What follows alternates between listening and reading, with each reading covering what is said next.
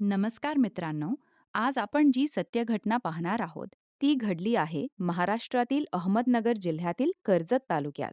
ही घटना इतकी धक्कादायक आहे की ऐकल्यानंतर कोणाच्याही अंगावर काटा उभा राहील. एका पवित्र नात्याला वासनांच्या आगीत जाळून टाकणारी ही घटना संपूर्ण गाव हादरवून गेली होती. एका विवाहित महिलेचे तिच्याच दीरासोबत संबंध निर्माण झाले आणि त्या संबंधांचा शेवट थेट खुनामध्ये झाला. प्रेम, विश्वासघात, पैशांचा मोह आणि अनैतिक संबंध यामुळे एका निष्पाप महिलेचा जीव गेला. कर्जत तालुक्यातील देवळाली नावाच्या गावामध्ये पाटील कुटुंब राहत होते. कुटुंब साधे आणि शेती करणारे होते. घरात आई वडील, दोन विवाहित भाऊ आणि त्यांची मुलं असा मोठा परिवार होता. मोठ्या भावाचे नाव होते संजय पाटील, तर लहान भावाचे नाव होते गणेश पाटील. दोघेही शेती आणि जनावरांचा व्यवसाय करत होते. गावात त्यांचा चांगला मान होता. सन 2017 मध्ये गणेशचे लग्न वैशाली नावाच्या मुलीसोबत झाले होते. वैशाली दिसायला खूप सुंदर होती.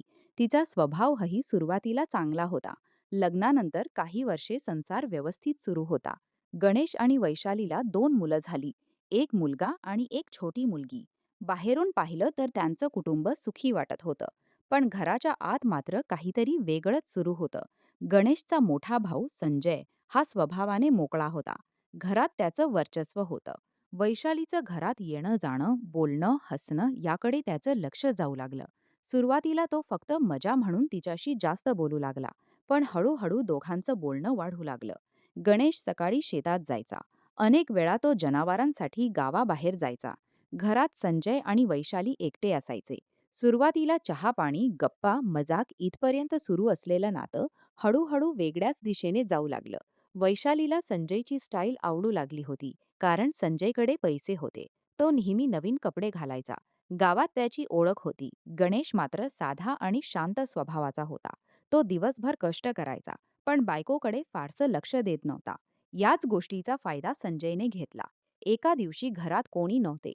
मुलं शाळेत गेली होती आणि गणेश शेतात होता. त्या दिवशी संजयने वैशालीला जवळ घेतलं. सुरुवातीला तिने विरोध केला, पण नंतर तीही त्याच्या मोहात अडकली. त्या दिवसापासून दोघांमध्ये अनैतिक संबंध सुरू झाले.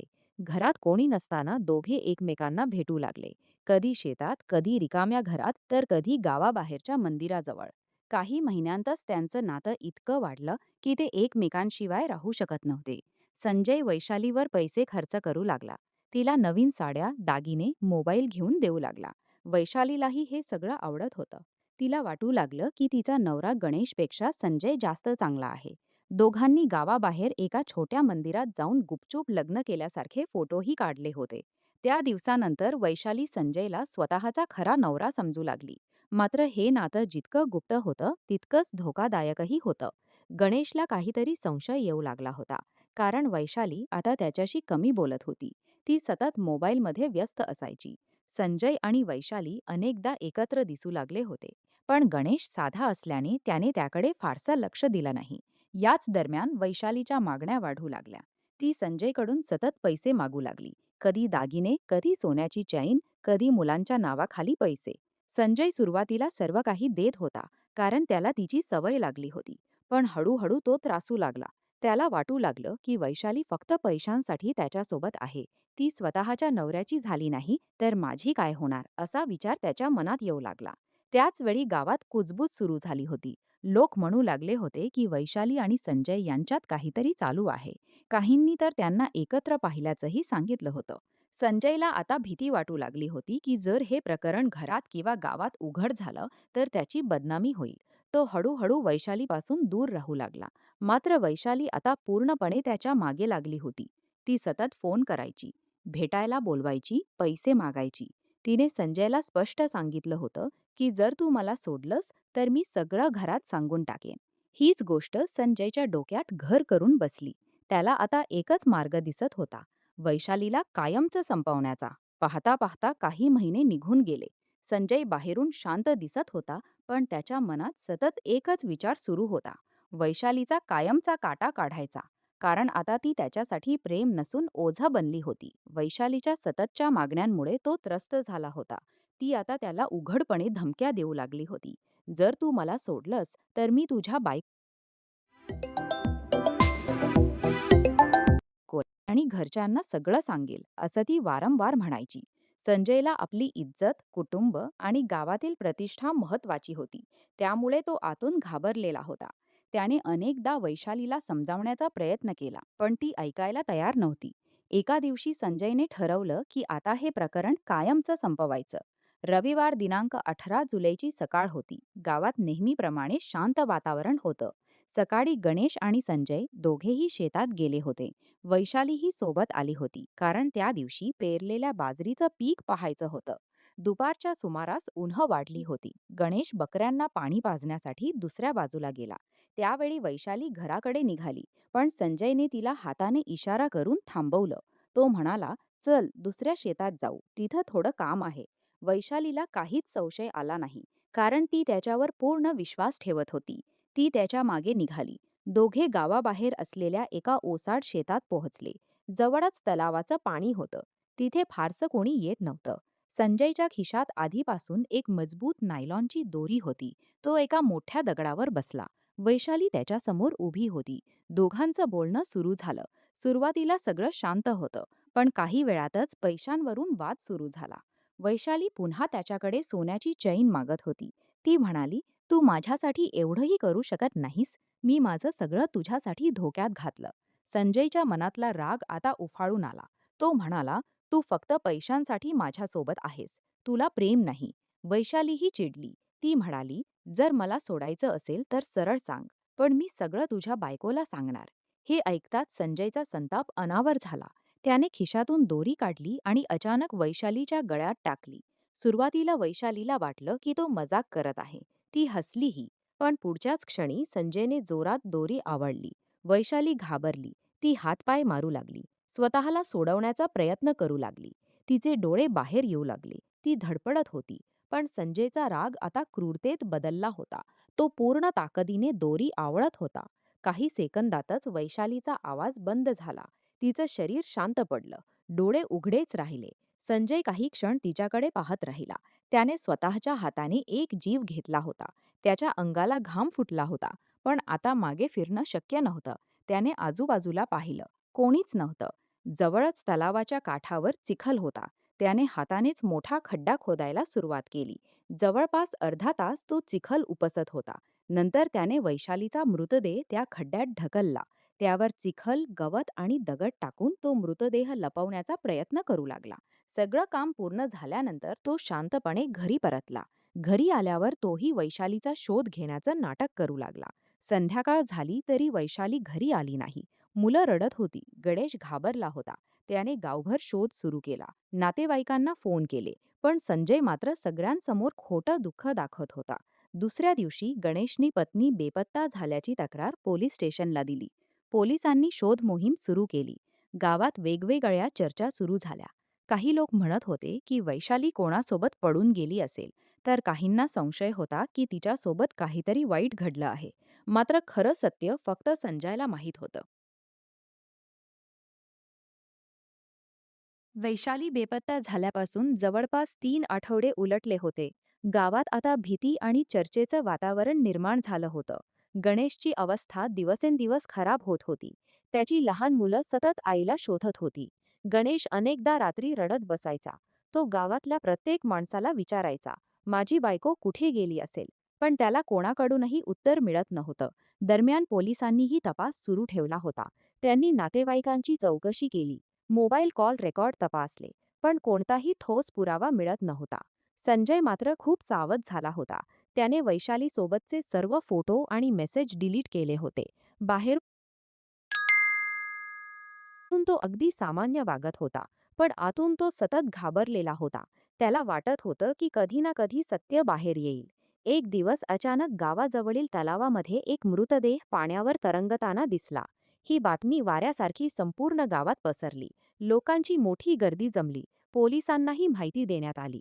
पोलीस घटनास्थळी पोहोचले तेव्हा पाण्यात एक महिलेचा कुजलेला मृतदेह तरंगत होता. मृतदेह इतका खराब झाला होता की ओळख पटवणं कठीण होतं. पण तिच्या हातातील बांगड्या आणि कपड्यांवरून काही लोकांनी तो मृतदेह वैशालीचाच असल्याचं सांगितलं. गणेश घटनास्थळी पोहोचताच कोसळला. त्याच्या डोळ्यासमोर त्याच्या पत्नीचा मृतदेह होता. पोलिसांनी मृतदेह पोस्टमार्टमसाठी पाठवला. सुरुवातीला सगळ्यांना वाटत होतं की वैशालीने आत्महत्या केली असेल, कारण तिच्या माहेरच्यांनी आरोप केला होता की सासरचे लोक पैशांसाठी तिला त्रास देत होते. वैशालीच्या भावाने पोलिसांत तक्रार दिली की घर बांधण्यासाठी तिच्याकडे पैसे मागितले जात होते. त्यामुळे पोलिसांनी गणेश, त्याचे आई वडील आणि संजय यांना चौकशीसाठी ताब्यात घेतलं. सर्वजण एकच गोष्ट सांगत होते की त्यांनी वैशालीचा कधीच छळ केला नाही. मात्र चौकशी दरम्यान पोलिसांच्या लक्षात एक गोष्ट आली. संजय इतरांपेक्षा जास्त घाबरलेला दिसत होता. त्याच्या चेहऱ्यावर अपराधीपणाचा भाव स्पष्ट दिसत होता. पोलिसांनी मग गावात गुप्त माहिती काढायला सुरुवात केली. तेव्हा धक्कादायक माहिती समोर आली. गावातील काही लोकांनी सांगितलं की वैशाली आणि संजय यांच्यात जवळीक होती. दोघांना अनेक वेळा एकत्र पाहिलं गेलं होतं. ही माहिती मिळताच पोलिसांचा संशय पक्का झाला. त्यांनी संजयला वेगळ्या खोलीत बसवून कसून चौकशी सुरू केली.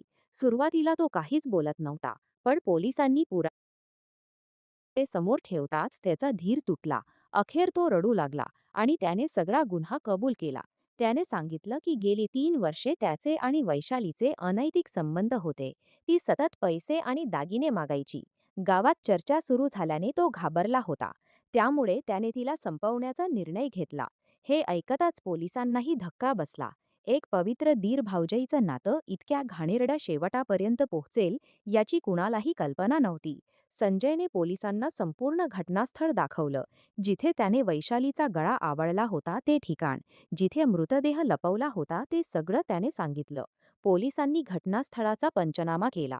संजयला अटक करण्यात आली. गावात ही बातमी समजताच एकच खळबळ उडाली. लोक म्हणू लागले की वासना आणि पैशाच्या हव्यासामुळे एका कुटुंबाचा पूर्ण नाश झाला. गणेशचं आयुष्य उद्ध्वस्त झालं होतं. त्याची मुलं आईविना झाली होती. तर संजयच्या कुटुंबावरही काळं सावट पडलं होतं. संजयला अटक झाल्यानंतर संपूर्ण गावात त्याच्याबद्दल प्रचंड संताप निर्माण झाला होता. कारण गावातील लोकांसाठी तो एक जबाबदार आणि शांत माणूस होता. पण त्याच्या मनात इतका मोठा गुन्हा दडलेला असेल याची कोणालाच कल्पना नव्हती. पोलीस तपासात आता एकामागून एक धक्कादायक गोष्टी समोर येऊ लागल्या. संजय आणि वैशाली फक्त प्रेम संबंधात नव्हते, तर त्यांनी अनेक वेळा गावाबाहेर जाऊन एकत्र वेळ घालवला होता. पोलिसांना त्यांच्या मोबाईलमधून काही जुने फोटो आणि कॉल रेकॉर्ड मिळाले. त्यातून दोघांचं नातं किती खोलवर गेलं होतं हे स्पष्ट झालं. संजयने कबुलीमध्ये सांगितलं की वैशाली त्याच्यावर सतत लग्नासाठी दबाव टाकत होती. ती म्हणायची, "तू तुझ्या बायकोला सोड, आपण वेगळं राहू." पण संजयला आपलं घर, मुलं आणि प्रतिष्ठा सोडायची नव्हती. त्यामुळे तो मानसिक तणावात होता. त्याने अनेकदा वैशालीपासून दूर जाण्याचा प्रयत्न केला, पण वैशाली त्याला धमक्या द्यायची. "मी सगळं घरात सांगून टाकेन," असं ती वारंवार म्हणायची. हीच भीती त्याच्या मनात इतकी वाढली की शेवटी त्याने खुनासारखा भयानक निर्णय घेतला. पोस्टमार्टम रिपोर्टमध्ये स्पष्ट झालं की वैशालीचा मृत्यू गळा आवळल्यामुळे झाला होता. तिच्या गळ्यावर दोरीच्या खुणा होत्या. पोलिसांनी संजय विरुद्ध खुनाचा गुन्हा दाखल केला आणि न्यायालयात हजर केलं. न्यायालयाने त्याला पोलीस कोठडी सुनावली. दरम्यान गणेश पूर्णपणे कोसळला होता. त्याला आपल्या पत्नीच्या विश्वासघातापेक्षा तिच्या मृत्यूचं जास्त दुःख होतं. तो वारंवार एकच प्रश्न विचारत होता, "मी कोणाचं काय वाईट केलं होतं?" त्याची लहान मुलं अजूनही आईची वाट पाहत होती. त्यांच्या निरागस चेहऱ्याकडे पाहून गावातील लोकांच्याही डोळ्यात पाणी येत होतं. संजयची पत्नीही धक्क्यात होती. तिला आपल्या नवऱ्यानेच आपल्या भावाच्या संसाराचा नाश केला यावर विश्वास बसत नव्हता. एकाच चुकीमुळे 2 कुटुंब उद्ध्वस्त झाली होती. मित्रांनो, अशा घटना आपल्याला खूप मोठा धडा देऊन जातात. अनैतिक संबंध सुरुवातीला आकर्षण वाटतात, पण शेवटी त्यांचा परिणाम फक्त विनाशामध्ये होतो. क्षणिक सुखासाठी घेतलेले चुकीचे निर्णय अनेक निष्पाप लोकांचं आयुष्य संपवतात. वैशालीने आपल्या नवऱ्याचा विश्वास तोडला. संजयने आपल्या भावाचा विश्वासघात केला आणि शेवटी दोघांच्याही चुकीची शिक्षा संपूर्ण कुटुंबाला भोगावी लागली. आज 2 लहान मुलं आईविना झाली. एक भाऊ तुरुंगात गेला, तर एका साध्या माणसाचा संसार पूर्णपणे उद्ध्वस्त झाला.